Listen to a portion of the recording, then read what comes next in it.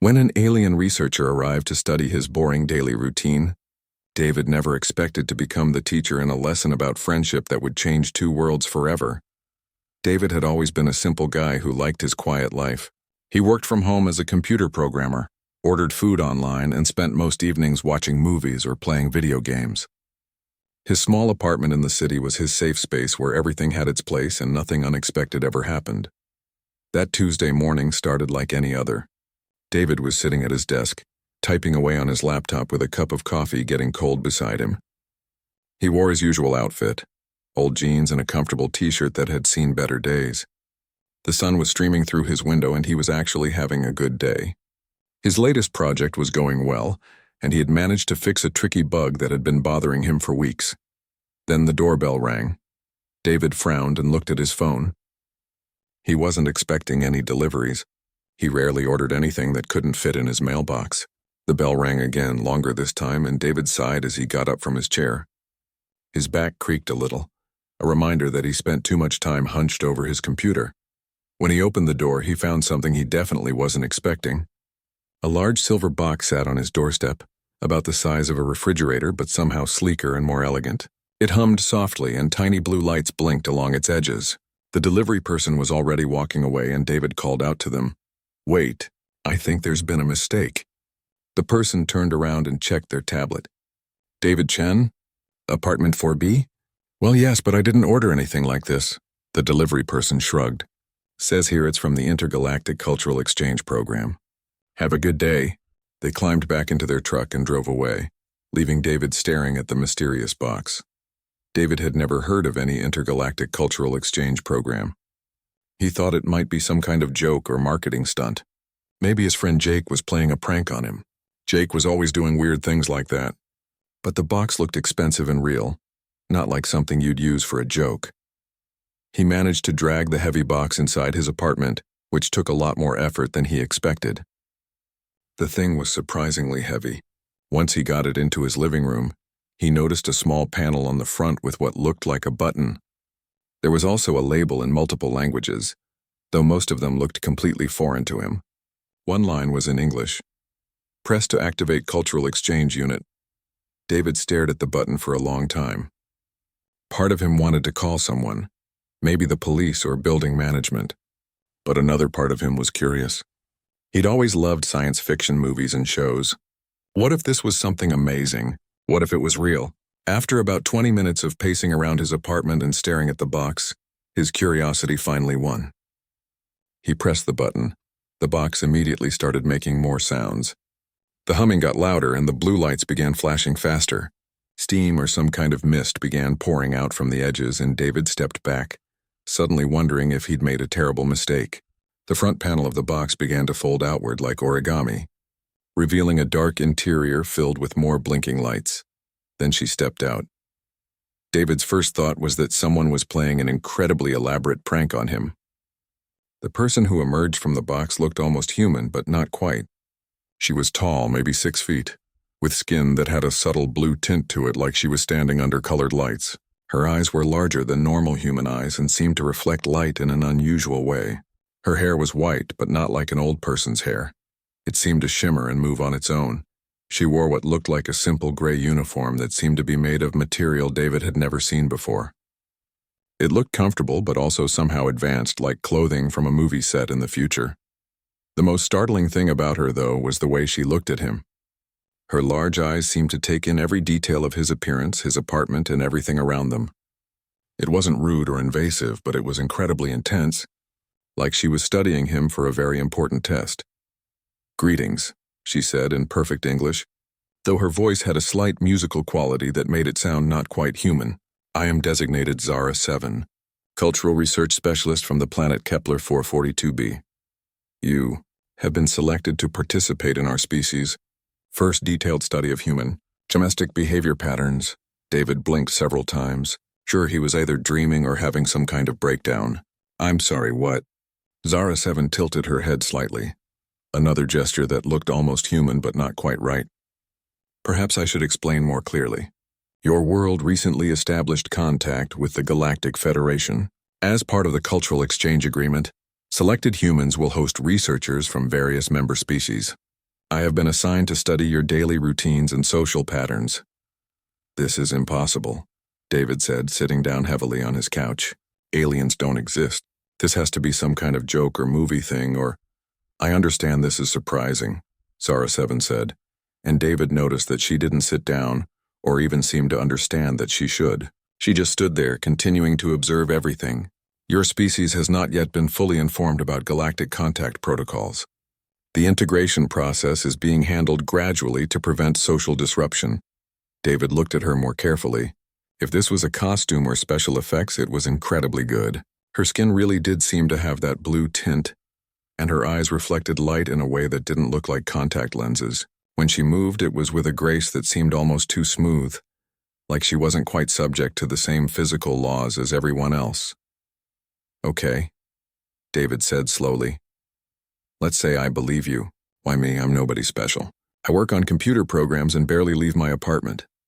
That is precisely why you were selected, Zara 7 replied, and for the first time, something that might have been enthusiasm entered her voice. Your lifestyle represents what our research indicates is a common pattern among your species' urban populations. You live alone, work from home, and have minimal social interaction. This makes you an ideal subject for studying baseline human behavior without external complications. David wasn't sure whether to be offended or impressed by how accurately she'd described his life. So you're going to, live here? Watch me?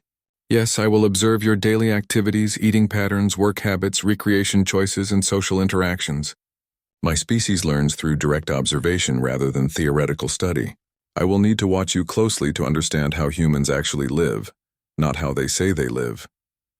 The way she said, "watch you closely," made David feel uncomfortable in a way he couldn't quite explain. It wasn't that she seemed dangerous or threatening. If anything, she seemed genuinely curious and even friendly in her own alien way. But the idea of being constantly observed made him feel like a bug under a microscope. And I don't have a choice in this? He asked. The exchange program is voluntary, Zara 7 said, but withdrawal would require significant bureaucratic processes and could negatively impact future relations between our species. However, I am instructed to make the experience as comfortable as possible for you. David looked around his small apartment, trying to imagine sharing it with this strange, intense alien researcher. His quiet, predictable life was about to become anything but quiet and predictable.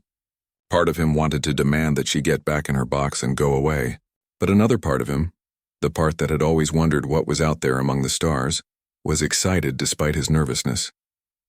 Okay, he said finally. I guess we're doing this. But we need to establish some rules. The first week living with Zara 7 was like nothing David had ever experienced. He quickly learned that her idea of observing human behavior was very different from what he had imagined.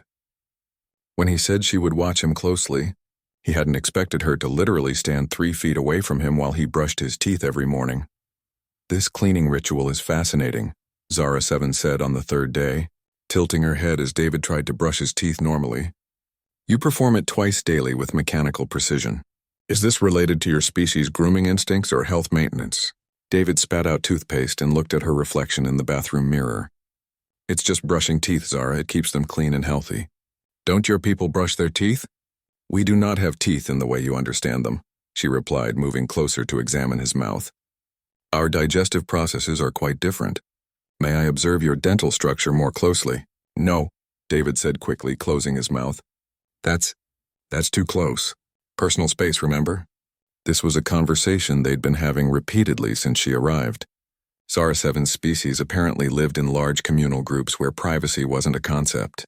The idea that humans needed personal space and alone time was completely foreign to her. She couldn't understand why David closed the bathroom door or why he asked her to turn around when he changed clothes. Your species has very unusual social boundaries, she had said the first night when David explained that she couldn't watch him sleep. On my world, we rest in community chambers. Solitary resting seems lonely and inefficient. David had set up a small area in his living room for her to sleep, though he quickly discovered that she didn't actually sleep the way humans did. Instead, she entered something she called a regeneration cycle for about 2 hours each night, during which she stood perfectly still with her eyes closed and glowed slightly. The first time he saw this, David nearly called an ambulance. He thought something was wrong with her. But Zara 7 had explained that this was normal for her species. They didn't need as much rest as humans, which partly explained why she was always awake when he got up in the morning. Work became particularly challenging with Zara 7 around. David's job required concentration, but it was hard to focus when someone was constantly asking questions about everything he did. "Why do you move your fingers in those specific patterns?" she asked on Tuesday morning, watching him type. "I'm programming, writing code for computer software, but the patterns seem random." "Is this some form of communication?" David tried to explain programming to her, but Zara 7's technology was so advanced that the concept of typing instructions into a computer seemed primitive to her. Her species apparently communicated directly with their technology through some kind of mental connection. "Your methods are very inefficient," she observed, "but there is something elegant about the manual precision required." What made it worse was that Zara 7 didn't understand the concept of work time versus personal time. When David was in a video meeting with his boss and coworkers, she would stand right behind him, listening to everything. His colleagues started making jokes about his mysterious girlfriend, who they could occasionally see in the background. "Who's your friend, David?" his boss asked during one meeting. "She's a foreign exchange student," David lied, shooting a look at Zara 7. "She's staying with me temporarily." After the meeting, David tried to explain why she couldn't be visible during his work calls. "Your species seems to have many arbitrary rules," Zara 7 said. "Why must your professional activities be separate from your personal life?" "It's just how things work here. People compartmentalize different parts of their lives." "Compartmentalize," she repeated like she was tasting the word. "This is a concept my species struggles to understand. We live as complete beings in all situations." Despite the challenges, David found himself genuinely enjoying some of their conversations. Zara 7 asked questions that made him think about things he'd never considered before. When she asked why humans kept plants in their homes, David realized he'd never really thought about it. "They're nice to look at," he said, watering his small cactus. "They make the space feel more alive. But they serve no practical function for survival or productivity," she pointed out. "Not everything has to be practical. Some things are just pleasant." "Pleasant," she repeated. "This is an aesthetic choice rather than a functional one." "I guess so." Zara 7 made careful notes about this in a small device that looked like a cross between a tablet and a piece of glass. David had learned that she was constantly recording her observations, though she assured him the recordings were only for scientific purposes. The food situation was another area of constant confusion. Zara 7 didn't eat the way humans did. She consumed something that looked like small metallic pellets once a day, and that provided all her nutritional needs. She was fascinated by human eating habits and wanted to observe every meal David consumed. "You spend significant time preparing food, consuming it, and then cleaning afterward," she noted. "This process takes up a considerable portion of your daily time allocation." "Eating is enjoyable," David explained, making himself a sandwich. "It's not just about nutrition. People like different tastes and textures. May I examine your food preparation more closely?" David had learned to be careful about her request to examine things more closely. The first time she'd asked to examine his coffee, she'd somehow analyzed its molecular structure just by touching the cup. He still wasn't sure how she'd done that. "You can watch me make it, but don't do any of your alien science things to it. I will observe using only standard sensory input," she agreed. The biggest challenge was explaining human emotions and social needs. When David called his friend Ryan to complain about a difficult client, Zara 7 listened to the entire conversation with intense focus. "You spent 17 minutes discussing problems you cannot solve with someone who cannot provide solutions," she observed afterward. "What was the purpose of this communication?" "Sometimes people just need to vent. Ryan's my friend. He listens when I need to talk about stuff. But no practical action resulted from the conversation. It made me feel better. Sometimes that's enough." Zara 7 made more notes. David was starting to realize that her research wasn't just about observing human behavior. She was trying to understand things that her species didn't experience, like friendship, emotional support, and the need for social connection. The most awkward moment came when David's neighbor knocked on the door to borrow some sugar. David panicked, realizing he couldn't exactly introduce Zara 7 as his alien houseguest. "Just try to act normal," he whispered to her. I do not understand what you mean by normal, she whispered back. When David opened the door, Mrs. Patterson from next door smiled at him. Hi, David. I'm making cookies and ran out of sugar. Could I borrow a cup? Of course, David said. But before he could move, Zara 7 appeared beside him. Greetings, neighboring human, she said in her musical voice. I am Zara 7, Mrs. Patterson blinked. That's an interesting name. Are you visiting from overseas? You could say that, David said quickly. She's from very far away. Well, nice to meet you, dear. You have beautiful skin. What's your skincare routine? David watched in horror as Zara 7 tilted her head, clearly not understanding the question. My dermis is maintained through cellular regeneration processes, she said matter-of-factly. There was a long pause. Mrs. Patterson looked confused. That's very scientific of you. After David gave her the sugar and she left, he turned to Zara 7. We need to work on your human interaction skills. That exchange was quite illuminating, Zara 7 said. Your species engages in social bonding through resource sharing and personal appearance commentary, something like that. David was beginning to understand that living with Zara 7 was going to be a learning experience for both of them. She was trying to understand humans, but he was also learning things about himself and his own species that he'd never thought about before. Every ordinary activity became interesting when viewed through alien eyes. The question was whether they could figure out how to coexist without driving each other crazy. By the end of the second week, David realized something had to change. He was getting no work done. He felt constantly watched, and he was pretty sure his friends thought he was having some kind of breakdown. When Ryan called and David tried to explain why he couldn't hang out, his excuses were getting more and more ridiculous. You can't come to game night because your foreign exchange student doesn't understand social gatherings, Ryan had said. Dude, just bring her along. We're not that weird. If only Ryan knew how weird the situation actually was. David decided it was time for a serious conversation with Zara 7. He found her in the kitchen, examining his coffee maker with the same intensity that scientists probably use to study black holes. Zara, we need to talk. She looked up from the coffee maker. This device fascinates me. You use it to create a stimulating beverage, but the process seems unnecessarily complex. Why not simply consume caffeine in a more efficient form? That's kind of what I want to talk about, David said, sitting down at his small kitchen table. This whole observation thing isn't working the way we're doing it now. Zara 7 joined him at the table, moving with that too smooth grace that still made David feel slightly unsettled. Are you experiencing discomfort with the research process? Yes, but not for the reasons you might think. David tried to find the right words. I understand that you need to study human behavior, and I want to help you with your research. But the way we're doing it now isn't giving you good data. I do not understand. Think about it this way, David said. If someone followed you around constantly on your home planet, watching everything you did, would you act normally? Zara 7 considered this. My species does not have the same privacy requirements, but I understand your point. Observation can influence behavior. Exactly. Right now, I'm so aware that you're watching me that I'm not acting like myself. I'm acting like someone who knows they're being watched.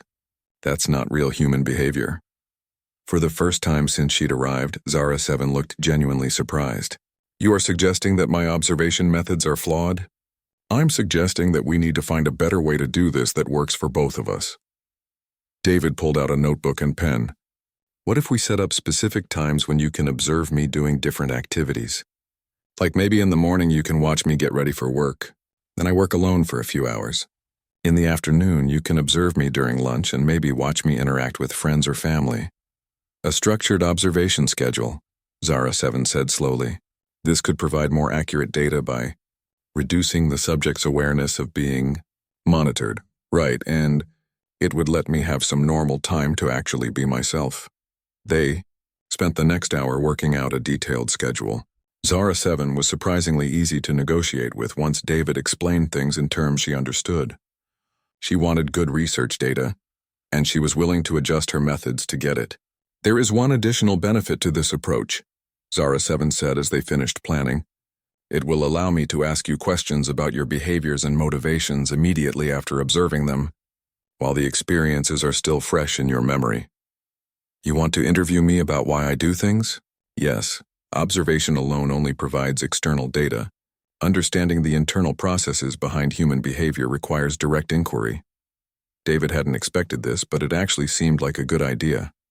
Okay, but the interviews have to be part of the scheduled time. I can't work if you're constantly asking me questions. Agreed. The new system started the next day, and David was amazed at how much better it worked. During his designated private time, he could work, relax, or talk to friends without feeling like he was being studied. And during the observation periods, he found himself more willing to act naturally because he knew it was temporary. The interview sessions turned out to be the most interesting part. Zara 7 asked questions that made David think about his own behavior in ways he never had before. When you prepare your morning coffee, you perform the same actions in the same order every day, she observed. But today, when the coffee maker malfunctioned, you became visibly distressed. Why does this routine disruption affect you so strongly? David thought about it. I guess the routine is comforting. It's one less thing I have to think about in the morning. When something breaks the routine, it feels like the whole day might go wrong. So routines serve an emotional regulation function, not just an efficiency function? Yeah, I think so. I never thought about it that way before. These conversations became something David actually looked forward to. Zara 7's questions helped him understand himself better, and his explanations seemed to genuinely help her understand humans. Your species is more complex than our initial research suggested, she told him one afternoon. Most of your behaviors serve multiple purposes simultaneously. What appears to be simple activity often has emotional, social, and practical components. Humans are complicated, David agreed. One of the most revealing sessions happened when David decided to call his parents. He hadn't talked to them in a few weeks, and he was feeling guilty about it. Zara 7 observed the entire 40-minute conversation, during which David's mother complained about his father's snoring.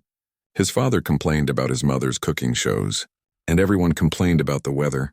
That conversation contained very little factual information exchange, Zara 7 noted afterward. Yet you appeared to enjoy it. What was its purpose? It wasn't really about information, David explained. It was about connection. My parents and I were checking in with each other, making sure everyone's okay. The actual topics we talked about weren't as important as the fact that we were talking. So the communication serves a social bonding function rather than an information transfer function. Both, kind of. But yeah, mostly social bonding. Zara 7 made extensive notes about this. This explains many human communication patterns that seemed inefficient to me. The content is less important than the social connection the communication creates. Now you're getting it. As the days went by, David found himself genuinely enjoying Zara 7's company. She was incredibly intelligent and had fascinating perspectives on things he'd never questioned. When she asked him why he kept photos of friends and family around his apartment, it led to a long discussion about memory, nostalgia, and human attachment to the past. Your species maintains emotional connections to temporal experiences, she observed. These images serve as triggers for positive emotional recall. We like to remember good times, David simplified. But why? The experiences are finished. They cannot be repeated exactly. Because they made us happy, and remembering them makes us happy again. It's like having a library of good feelings you can access when you need them. Zara 7 was quiet for a long moment. My species experiences time very differently. We focus entirely on the present moment. The concept of drawing emotional sustenance from past experiences is intriguing. David realized that these conversations weren't just helping Zara 7 understand humans. She was sharing information about her own species that helped him understand her better too. Her people lived completely in the present, rarely forming individual attachments, and made decisions based purely on logic and efficiency. That sounds lonely, David said without thinking. Lonely? Zara 7 tilted her head. I do not understand this concept. Being by yourself, not having close connections with other people. We are never by ourselves. We live in large community groups and share most experiences collectively. But do you have friends? People you're especially close to? Zara 7 was quiet for so long that David thought she might not answer. No, she said finally. Individual relationships of the type you describe do not exist in our society. This research assignment is the longest I have ever spent in the company of a single individual. Suddenly, David understood why some of Zara Seven's questions about his friendships and family relationships seemed so intense. She wasn't just studying human behavior as an outside observer, she was experiencing something completely new to her own species. "What's that like?" he asked gently. "Confusing," she admitted, "but also interesting." 3 weeks into their unusual living arrangement, something had shifted between David and Zara Seven. What started as a purely scientific observation had become something neither of them had expected. David found himself looking forward to their evening conversations, and Zara Seven had begun asking questions that seemed to go beyond research. The change became obvious when David had a particularly rough day at work. A major client had rejected his latest project, demanding complete changes that would require weeks of additional work. David's boss wasn't happy, and David spent most of the afternoon stressed and frustrated. When the designated observation time came around, David was still upset. He tried to act normal, but Zara Seven noticed immediately. "Your behavioral patterns are significantly different today," she observed. "Your movements are more tense. Your facial expressions indicate distress. And you have been consuming caffeine at an elevated rate." "I'm just having a bad day," David said, rubbing his temples where a headache was forming. "Bad day," Zara Seven repeated. "This means that circumstances have not aligned with your preferences?" "Something like that." During the interview session afterward, instead of asking her usual analytical questions, Zara Seven did something unexpected. "Would you like to discuss what caused your distress today?" David looked at her in surprise. "That's not really part of your research, is it?" "Perhaps not," Zara Seven said. "But I have observed that humans often feel better after discussing their problems with others. I am curious about this process." So David found himself telling Zara Seven about his work troubles, his concerns about job security, and his frustration with clients who changed their minds constantly. To his surprise, Zara Seven turned out to be an excellent listener. She asked thoughtful questions and offered perspectives he hadn't considered. "On my world, such inefficiency would not be tolerated," she said when David explained how the client kept changing requirements. "But I have observed that human decision-making often involves emotional factors that are not immediately apparent. Perhaps this client's changes reflect underlying anxieties rather than simple indecision." "I hadn't thought about it that way," David said. "Maybe they're just as stressed about this project as I am. This could be an opportunity for improved communication rather than a source of frustration." David ended up completely revising his approach to the difficult client, and it worked. When he presented the changes with more understanding and patience, the client opened up about their own pressures and deadlines. They worked together to find a solution that satisfied everyone. "Your advice actually helped," David told Zara Seven that evening. "I never would have thought to approach it that way." "I simply applied observation skills," Zara Seven said. But David noticed something that might have been pleasure in her expression. "Your species' problems often have solutions that become apparent when viewed from different perspectives." After that, their conversations became more personal. David started asking Zara Seven about her own experiences and feelings about the research assignment. He learned that she had never been away from her home planet before, and that being alone with one individual for so long was as strange for her as having an alien housemate was for him. "Do you miss your home?" David asked one evening. "Miss," Zara Seven said slowly. "This is another concept my species does not typically experience. We live in the present moment, so absence of familiar environments should not create emotional distress." "Should not?" Zara Seven was quiet for a moment. "I find myself thinking about my home community more than would be considered normal for my species. I wonder what they are doing, whether the research projects I was involved in are progressing well. That sounds like missing them to me. Perhaps it is. This assignment has introduced me to many experiences that are new to my species." David realized that Zara Seven was going through her own version of culture shock. She was experiencing individual loneliness, personal attachment, and emotions that her people didn't typically have. In some ways, she was becoming more human-like through their interactions. This became even more apparent when David's friend Ryan finally convinced him to bring Zara Seven to game night. David had been making excuses for weeks, but Ryan was getting suspicious, and David figured it was time to test whether Zara Seven could handle a social situation. "You'll need to act as human as possible," David warned her beforehand. "These are my closest friends. If they figure out you're different, It could cause a lot of problems. I will attempt to mimic normal human social behaviors, Zara 7 agreed, though I am uncertain about my ability to maintain the deception for an extended period. David coached her on basic social interactions. Shake hands when introduced, make eye contact but not too much, laugh at jokes even if they don't make sense, and avoid mentioning anything about space travel or alien technology. Game night was held at Ryan's apartment, and David was nervous as they climbed the stairs.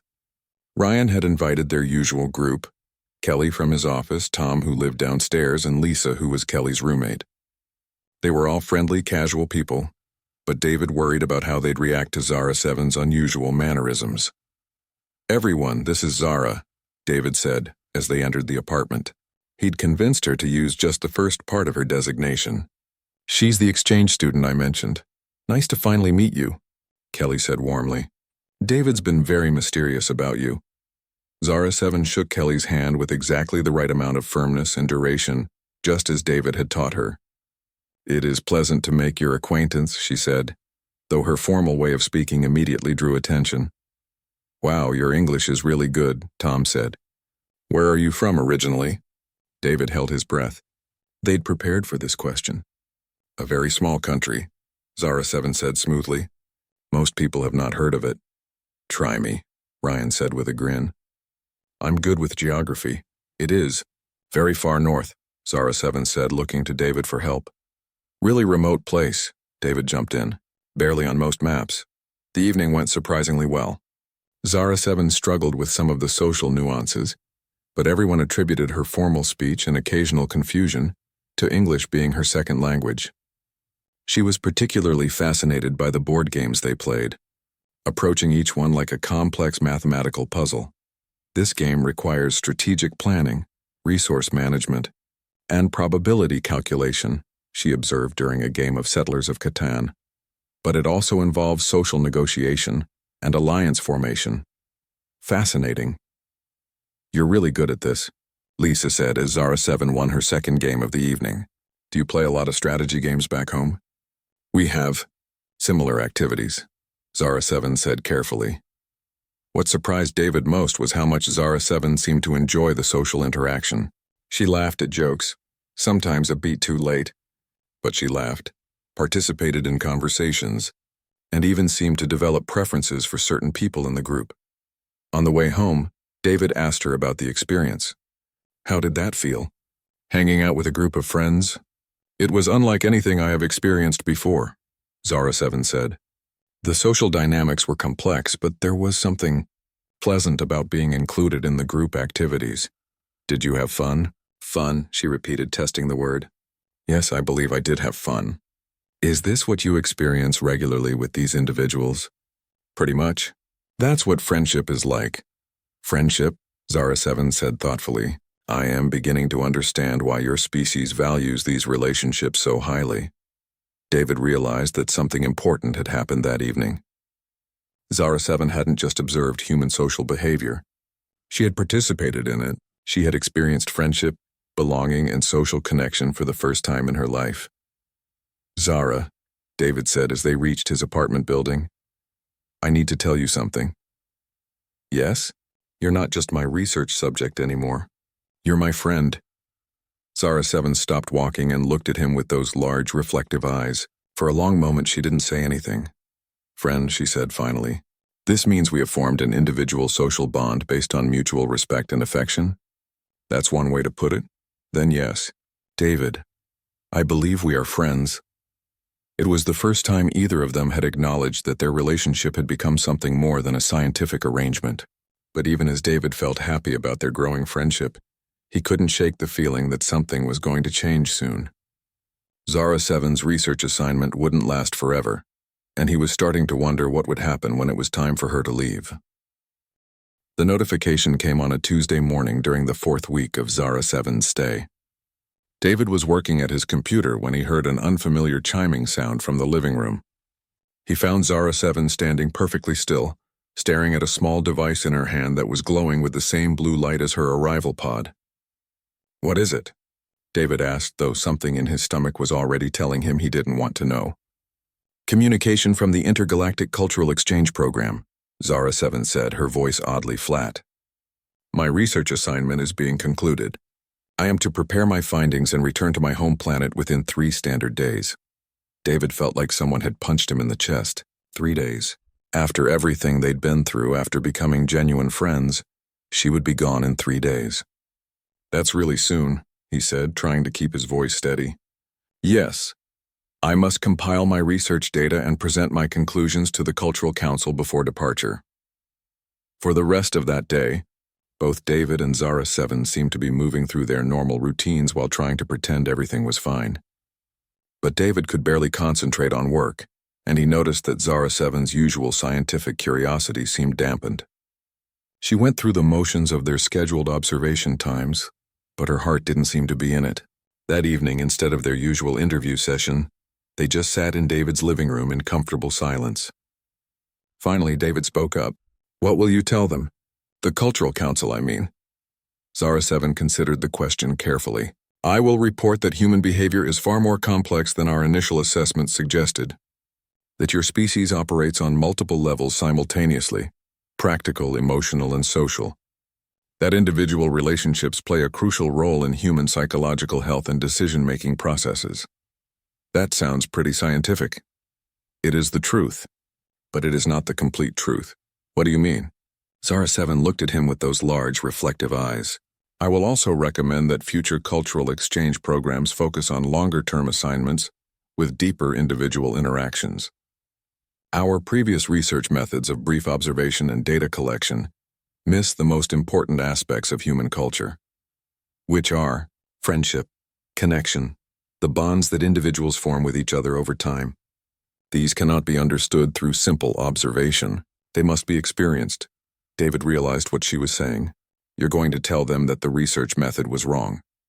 I am going to tell them that to truly understand humans, we must be willing to form relationships with them. Not just study them, but connect with them. The next day, Zara 7 spent most of her time working on her report. David gave her privacy to write, but he could hear her speaking into her recording device in that musical alien language she used when communicating with her own people. He wondered what they would think of her conclusions. On her final day, Zara 7 did something unexpected. Instead of focusing on her report, she asked David if they could spend the day doing things he enjoyed, rather than things that would be useful for research. They started with breakfast at David's favorite coffee shop. Zara 7 had never been to a restaurant before, and she was fascinated by the social aspects of public dining.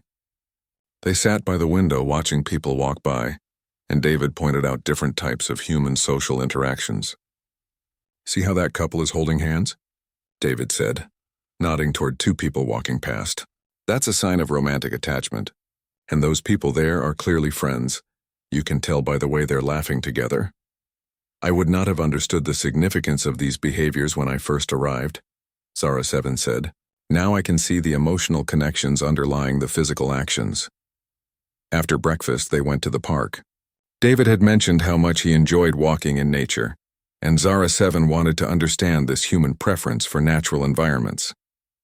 They found a quiet spot under a large tree and sat watching families play, dogs run around, and people just enjoying the sunshine. This serves no productive purpose, Zara 7 observed, yet humans appeared to derive significant satisfaction from it. Not everything has to be productive, David said. Sometimes just being somewhere pleasant with someone you care about is enough. Someone you care about, she repeated. Is that what we are to each other? Yes, David said simply. I care about you, Zara. I'm going to miss you when you leave.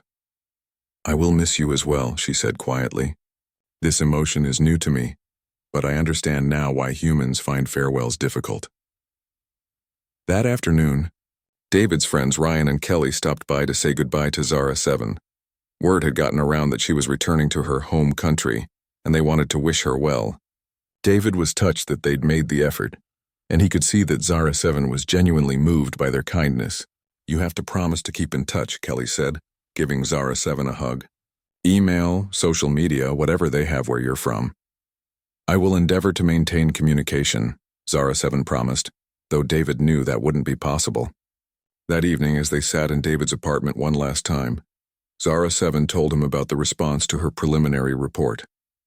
The Cultural Council is intrigued by my findings, she said.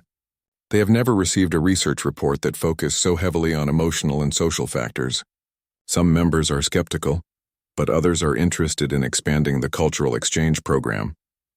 What does that mean? It means that if my final presentation is convincing, they may approve longer-term assignments, perhaps even permanent cultural liaison positions. David's heart jumped. You mean you might be able to come back? Not immediately, but eventually, yes. If the council approves the expanded program, researchers like myself could be assigned to extended tours of duty. Years rather than weeks. Would you want to do that? Zara 7 was quiet for a long moment. Before this assignment, I would have said no. Extended isolation from my community would have seemed unpleasant and unnecessary. But now I understand that being alone with a friend is not the same as being alone by yourself. I have experienced individual connection, and I find that I do not wish to give it up permanently. The next morning, the retrieval pod arrived just as Zara 7's arrival pod had, quietly appearing on David's doorstep without fanfare. David helped her gather her few belongings, though she explained that most of her research data was stored in her recording device. As they stood beside the sleek silver pod, David struggled to find the right words. How do you say goodbye to someone who has changed your entire perspective on life and friendship? Thank you, he said finally, for everything. You've made me think about my own life in ways I never did before. You have given me the greatest gift my species can receive, Zara 7 replied. You have taught me something completely new about existence. Individual friendship, personal connection, the joy of sharing experiences with someone you care about. These are concepts that will revolutionize how my people understand social relationships. Will I ever see you again? I cannot make promises about timing, Zara 7 said, but I can promise that I will work very hard to convince the Cultural Council that this type of cultural exchange is valuable enough to continue. She paused at the entrance to the pod. David, there is something I want you to know. When I return to my planet, I will be different than I was before. My people will notice the changes in me. Some may not approve of how individual and human-like I have become. Is that a problem? It might be. But I have decided that some changes are worth the risk. Zara 7 stepped into the pod, then turned back one last time. If the expanded program is approved and if I am given the opportunity to return to Earth for a longer assignment, would you be willing to participate again? In a heartbeat, David said without hesitation. Then I will work very hard to make that happen. The pod closed with the same soft whoosh it had opened with weeks before. David stepped back as it began to glow and hum, then watched as it simply vanished, leaving no trace that it had ever been there. David stood on his doorstep for a long time, looking at the empty space where the pod had been. His apartment would feel very quiet without Zara 7's constant questions and observations. But he realized that he wasn't sad exactly. He was hopeful. 6 months later, David received an email from an address he didn't recognize. The subject line simply said, Cultural Exchange Program, Phase 2 Approval. When he opened it, there was only one line of text. I am pleased to inform you that the Extended Cultural Liaison Program has been approved for implementation. Deployment of the first long-term researcher is scheduled for next month. C7. David smiled and immediately started typing his reply. Apartment 4B is ready whenever you are. Welcome home.